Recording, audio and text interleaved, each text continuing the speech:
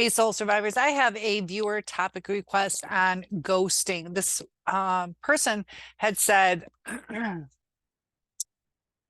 what about people who have trouble with ghosting? How do we handle it? So I'm not exactly sure what exactly they meant by what kind of problems they are having, whether they are the ghoster or the ghosted. So this will kind of cover it for everybody. I'm going to talk about why ghosting is hurtful and also how not to ghost. So it should cover that.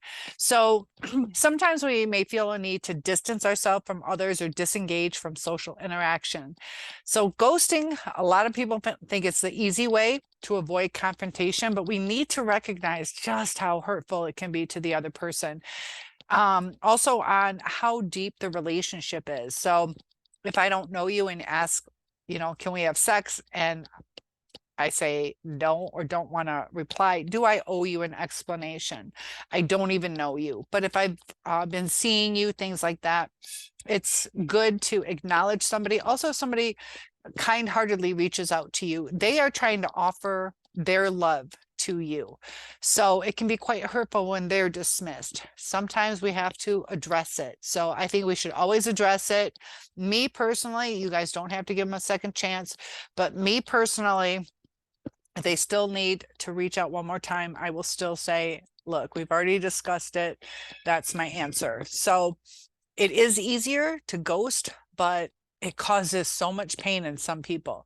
So there are alternative approaches that you can take to let people know you're interested while still being considerate of their feelings and also protecting ourselves. So it's good to be honest and direct instead of disappearing without a trace. Sometimes people really worry about us, and that's putting a lot on them. It's better to communicate your feelings honestly and directly. Let the person know that you're not interested in continuing the relationship or the friendship or entertaining the idea that they're talking about. It can be uncomfortable. Clear communication can help prevent misunderstandings and provide closure. Express appreciation. If you've interacted with the person before and they have shown genuine interest or investment of time within the relationship, it is essential to acknowledge and appreciate their efforts. We don't have to be with people, but we should appreciate that they're trying to care about us. So express gratitude for their kindness and explain that despite their positive qualities, we don't see the relationship progressing. Offer a brief explanation, which can be optional. You don't necessarily owe a detailed explanation for your decision. It is better the longer the relationship goes on, the more the person, I feel, should have some kind of idea of what's going on, but provide a brief reason. It can help them understand your perspective. It's important to strike a balance between being honest and respectful, but we need to keep in mind that explanations may not always be necessary or appropriate, and it does definitely depend on the situation. So if you're trying to distance yourself from someone, it is crucial to establish clear boundaries. We are allowed to have boundaries, but we can also show compassion. Let them know that you need some space and time for personal reasons. Reassure them that it's not a reflection of their worth as an individual, but rather a decision based on your own needs. And if they care about you, they should care about your needs like you should care about their needs. And if you don't care about their needs, just care about them as a human and address it. So it's worth considering if there were any signals or messages you inadvertently sent that might have led the person to believe you were interested. Reflecting on your own actions can help you understand how to avoid similar situations in the future. And I know I got these kids in the neighborhood. They love to stop over for ice cream. And it's gotten to the point they kind of like expand out. Like this friend tells this friend and this friend. So be careful not to perpetuate it or encourage it. So I do give out popsicles or ice cream sometimes, but I've really backed off on that, where it's not like just come on over or at any time of the day. Set your boundaries so you're not taken advantage of, and also not encouraging activities that you don't want. And So, fear of confrontation. These are some reasons why we struggle with communication and setting boundaries. It can be influenced by various factors. Many people have an innate fear of confrontation or conflict. They may worry about hurting the other person's feelings, being judged, or experiencing discomfort themselves. So, sometimes people honestly mean well by not answering you because they don't want to say you're too ugly or you're too this or you're not what I'm looking for, where it's going to hurt your feelings, that they try to avoid hurting you, but they don't realize sometimes what they would say would hurt less than having you worry about them for such a long period of time or being in a state of confusion. So as a result, they may choose to avoid the situation altogether by resorting to ghosting.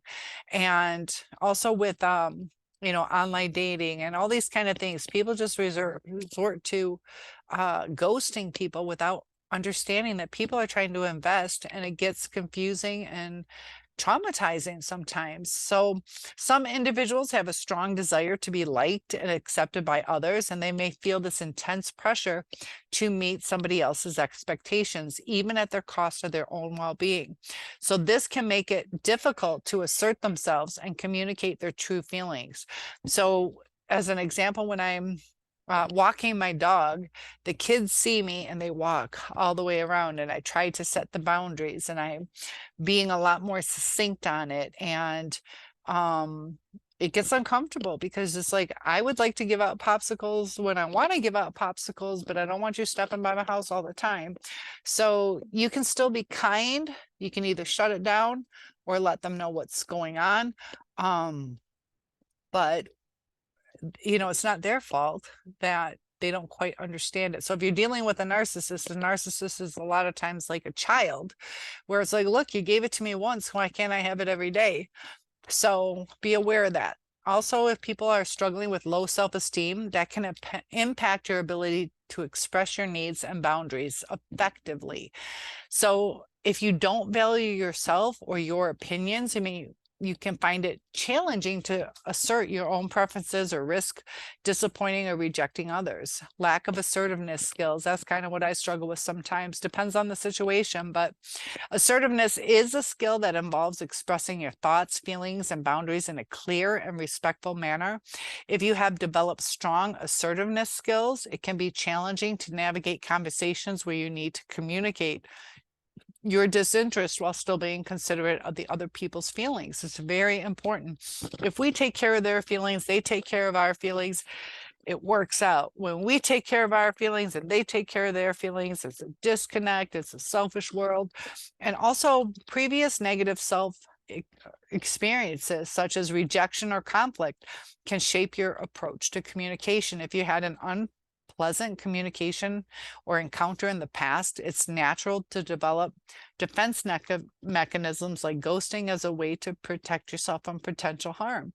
So understanding the underlying reasons behind your struggle can help you address them more effectively. Navigating situations where someone wants a deeper explanation, do we owe it to them? It can be uncomfortable. So validate their feelings. Start by acknowledging their desire for a deeper explanation. Let them know you understand their curiosity and the need for closure. Narcissists almost never give us closure. So if you can express empathy by recognizing that it's natural for them to have questions, that's very helpful. But be firm and assertive. So it is important to empathize, but you should also be clear and assertive.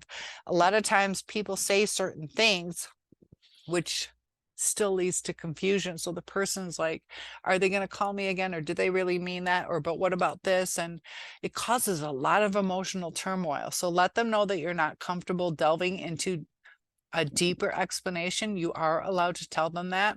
We can't be 100% responsible for other people's feelings, that you prefer to keep your reasons private. Reinforce that this decision is about your own emotional well-being and that it's not a reflection of their worth as a person. Let them know that you're still worthy. This just isn't working for me.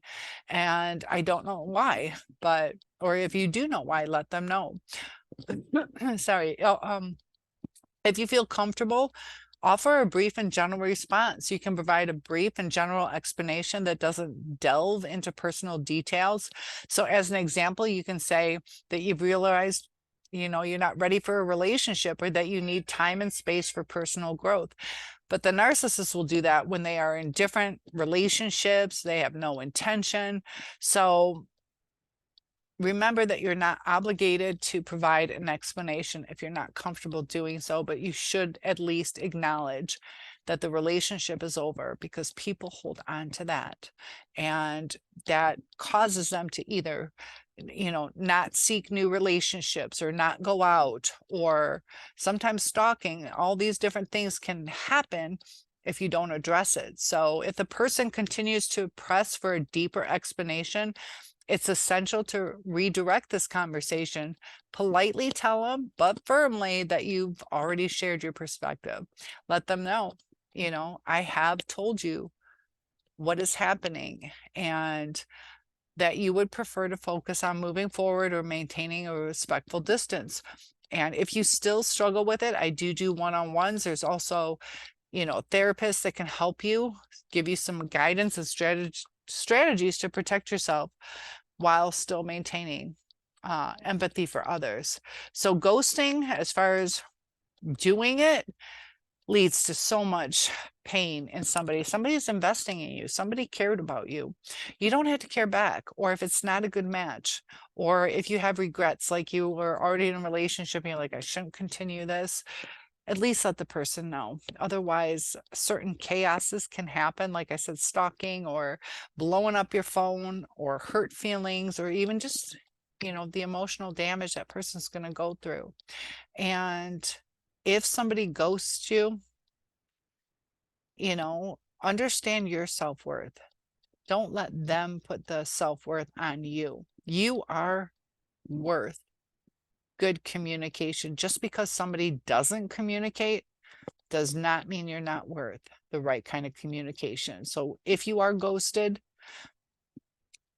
take it as a learning lesson that this person doesn't communicate the right way. The person doesn't empathize with you, and that can help you make your decision on where we go from here. So I hope to see you guys in the next video. Comment requests, topic requests are always welcome.